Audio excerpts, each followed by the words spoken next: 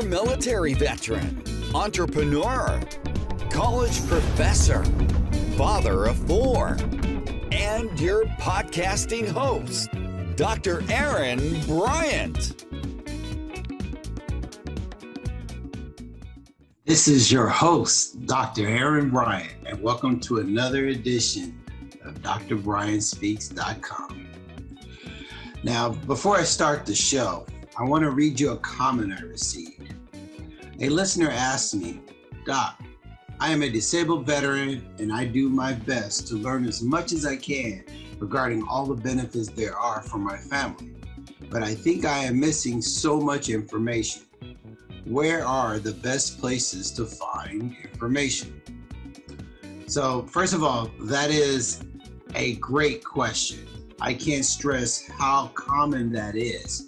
And even those are even questions, that's even a question that I have asked myself on many occasions. And I actually see so commonly in a lot of the different places that I frequent. So, you know, we as veterans, we're all in the same boat. However, if you would have asked me the same question 10 years ago, my answer would not be the same as it is now. However, things have progressed, and I am happy to say that my first direction for you is to contact your veteran administration. Like I said, 10 years ago, 15 years ago, I would not have given you that same answer. At that time, things were not as they are, and yet we have come so far in the way things have progressed, improved. Our resources are available to us. The doctors are so much better. Just recently, I have had an appointment with the ENT, with the ear, nose, throat doctor, and I kept going back to this particular physician for different things, and somehow I found out this person's background because she was not available to me on certain days. And I was a little perplexed by that. And come to find out, her primary role, or at least where she would frequent, was at a major private hospital that was actually pretty tough to get into. So I was very impressed that I had access to somebody who would not be readily available to somebody like myself, unless you had some very good high-level private insurance. So that was pretty cool. So for her to be working at VA, either voluntarily or as a sort of a secondary type role, was absolutely amazing. And for 10 years later, where we are now, this is very impressive. Also, you can also recognize that you have what we call VSOs, who are Veteran Services Officers. Now, these VSOs are typically assigned by counties, and they're full-time employees, veterans, and they're the ones who can help with, for instance, your disability processing. They have a wealth of knowledge, wealth of information at their fingertips. What I mean by fingertips is that they can actually tap in. They can look at your service record. They can see a lot of information. They're tapped in with VA, and or even I believe DOD in some aspects, and they can get information at will. So I would definitely consider talking to your VSO. Now, personally, I also have various resources that I use, such as VA News. I go and I registered for that, and now I get frequent emails from them. Veterans Health is another one that I have registered for. And one of my favorites is the Facebook Veterans Groups. A lot of private groups. Basically, once I validated that I am a veteran, they allow me to enter. They're facilitated and monitored by veterans. And it's just information for you to go in there and read and input. So if you have a question, if you have a need, if you have something to celebrate, you go into one of these groups and you basically put it out there, and you'd be amazed at how much knowledge and experience is out there by your fellow vets. So if you have a question about being able to get certain benefits, or how much percentage did you get for this particular ailment, a lot of people will respond. I have literally seen some responses that go up to 300 plus responses. So it kind of depends on the popularity, or kind of depends on what type of response, or sometimes people just will put, I'm following, because they're curious to know. And then that same segue is basically your veteran friends. If you have friends that you still are in touch with, or just those that are out there in Facebook land, and like I said, you have the private groups, but you also have the public ones as well. Get out there and get to know some of these individuals. There's plenty of community organizations, support groups, and they all have a wealth of information. Some previous support groups I used to go to would provide all kinds of information just through talking. So again, feel free to get out there, see what you can find. Do not be afraid of registering, and allow that information to funnel back into your email box, or just seek out some professional who can assist you. All right, so I hope that helps. And again, I want to thank that listener for sending me that question. I know there's other people out there who have probably had the same type of question, because I know I did. And even today, I'm still reading and learning things. I just saw recently on Veterans Health that Apple gives away iPads. I didn't know that.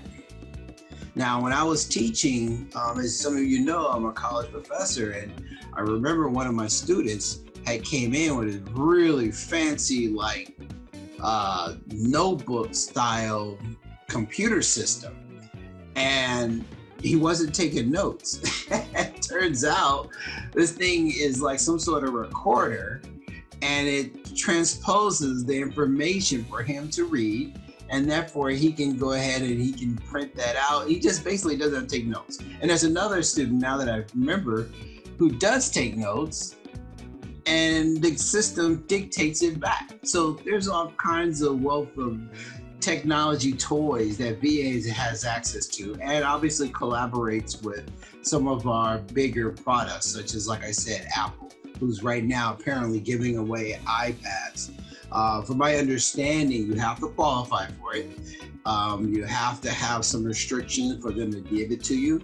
And I've also heard that it's very limited. It's designed to provide certain resources.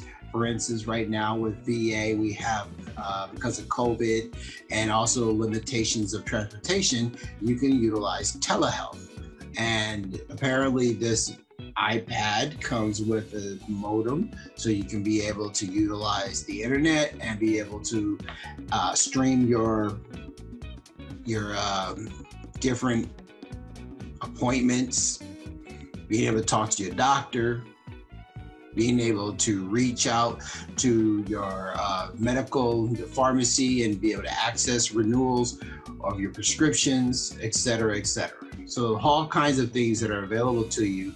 And apparently it's all free. So look into that. And again, thank you for listening. I hope this helps. So as you can see, I do read your comments, and more importantly, pay attention to your concerns. So I have to say thank you very much. I cannot express how pleased I am to know that there are a lot of you out there who actually like the show, that likes listening to what I have to say, and more recently heard that my topics are pretty relevant. So that's great. That is definitely the goal here, is to give you enough detail of information to help you move forward.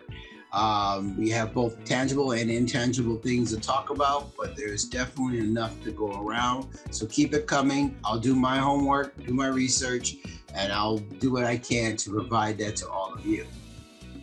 So people say it all the time, you know, you can only acquire what you seek out. So I'm willing to do it if you are. So thank you again. All right, so today's topic, because as you know, that's what this is all about, right? These are topics that we want to be able to collaborate on and talk about. And today we're going to talk about something that you've all heard many, many times. And that's when you're walking down the street and somebody who knows you're in the military, if you're in uniform or you're wearing a t-shirt that represents as such, or if you're in a conversation and you mention you're a veteran, they will commonly respond or initiate and say, thank you for your service. And that's the topic about today. I want to talk about that because people say it all the time. As soon as they find out you're in the military, that's one of the most common phrases that they will say. And, they feel it's a polite thing to say. But how does that actually make you feel? And I remember the first time I heard it, I didn't even know how to respond. I really did not know how to respond. I turned around, I think I fumbled and said, thank you, but was that really the answer I wanted to say? Did I want to give something a little bit more? A little more substance? I just wasn't sure. It caught me off guard. And then over time, it actually started making me feel a little uncomfortable. And we're going to talk a lot about that because honestly, I'm curious to know, does that person really mean it? Do they even understand why they say that? And I say that because I'm talking about mostly the younger generation. Now, I've had situations where I'm in the same room with a Vietnam vet and he will say, thank you for your service.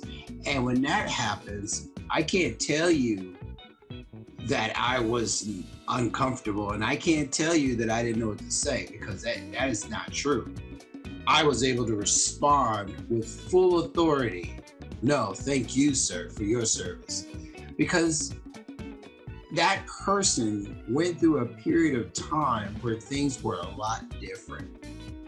And so we're going to talk about that as well. So, if you got an 18-year-old adult and he says, thank you for your service, such as I did recently on a golf course with this young kid, I'm thinking, do you even understand why you're saying that? Because the essence behind this is it's relating to understanding where your freedom comes from. When you're in the military, you're out there serving your country because you're protecting this location of where we live. So all of the soldiers in uniform, all of those out there that is actually on the combat lines, in the rear, on garrison, that's all designed to protect the freedoms that we have. And I honestly believe we are starting to identify a lot of privilege around here, a lot of privilege. So when you say, thank you for your service, I think I would feel more comfortable if you truly understood what that meant. Now, I've actually did some research, as I mentioned earlier. I always do my homework, and I read all sorts of different stuff about this phrase. And one of the things that caught my attention was that a medical professional talked about all of his research and all the different reactions from this. And the interesting thing that I found is that the offense behind this phrase will literally come depending on the era of the receiver. So what do I mean by that? So if you say, for instance, thank you for the service to a World War II vet, I think you'll probably have a different response if you say thank you for your service to a Vietnam vet. And if you say that to an Afghanistan veteran, you're also going to probably have a different response. So you got to understand different eras of veterans will probably have a different perception of their service, and that could create some concerns. So I think it's important to understand who it is are you saying thank you to your service, thank you for your service to. There's also the concern of triggering somebody's memory. Now, some of us, you don't need much of a trigger because you're thinking about things all the time.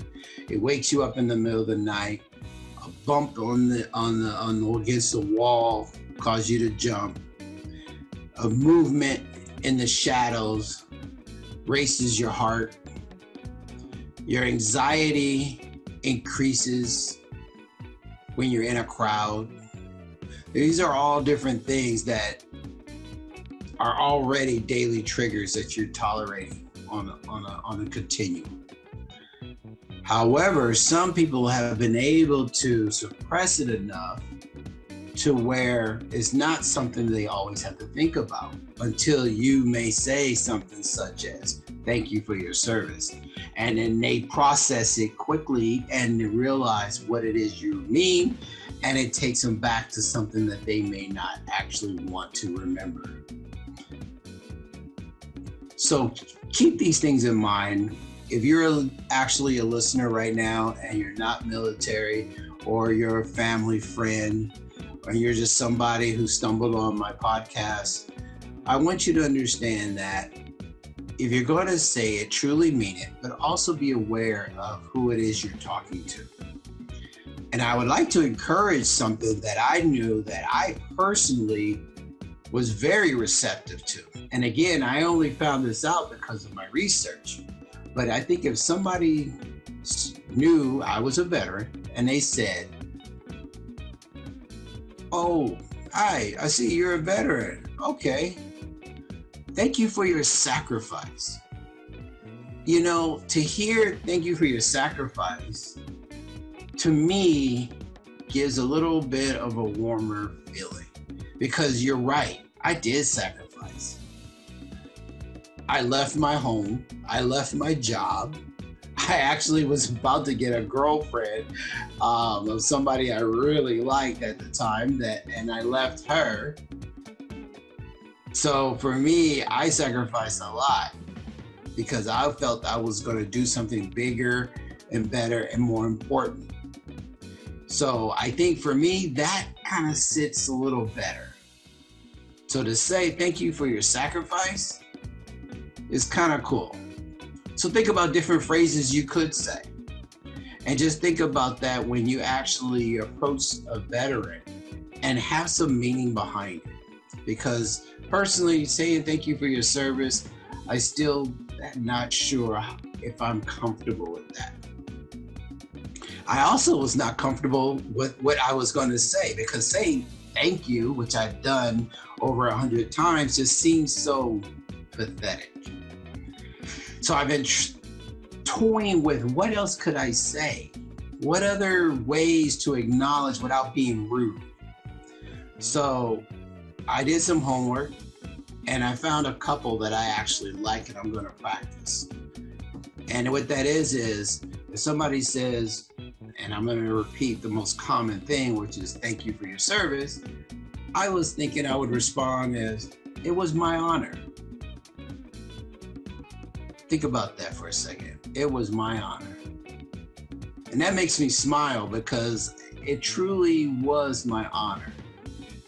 I voluntarily joined the service to protect this country, protect my family, protect loved ones. So it was my honor. I'm blessed now to be able to return home, regardless of my condition, but I am home, alive. So it was my honor, because honestly, I don't think I would trade it for the world, considering I wish I could have done things a little different possibly, but no regrets. It was my honor. Another phrase I like is, "I was fortunate to do so." Because I was.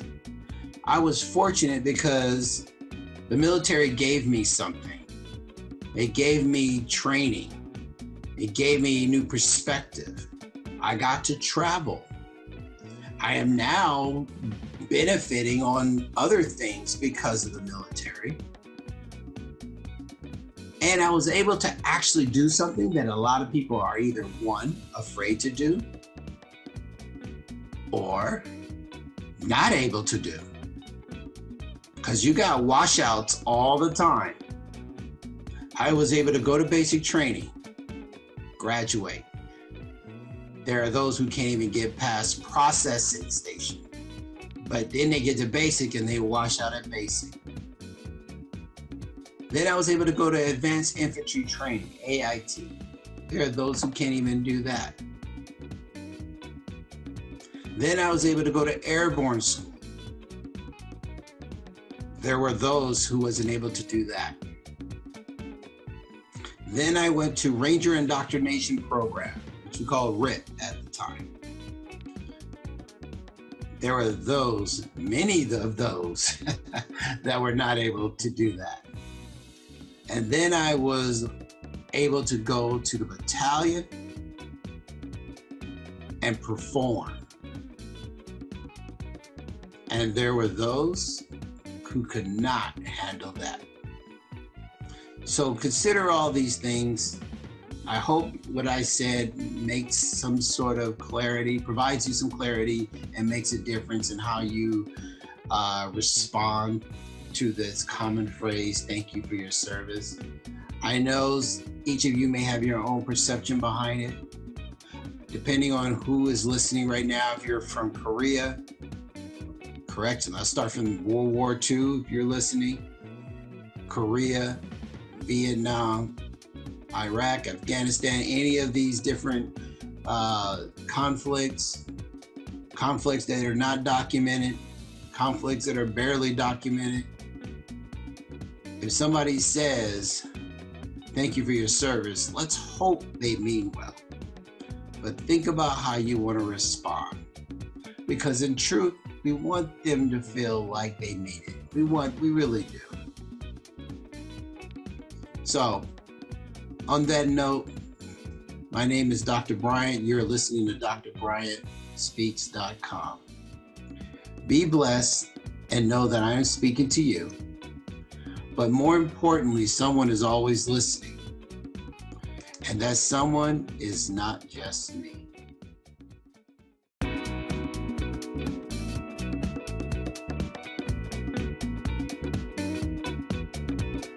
I hope you enjoyed the show. Please visit Dr. Bryant's website, DrBryantSpeaks.com. Also, visit his social media platforms, Instagram, LinkedIn, Facebook, and YouTube, all titled DrBryantSpeaks.com.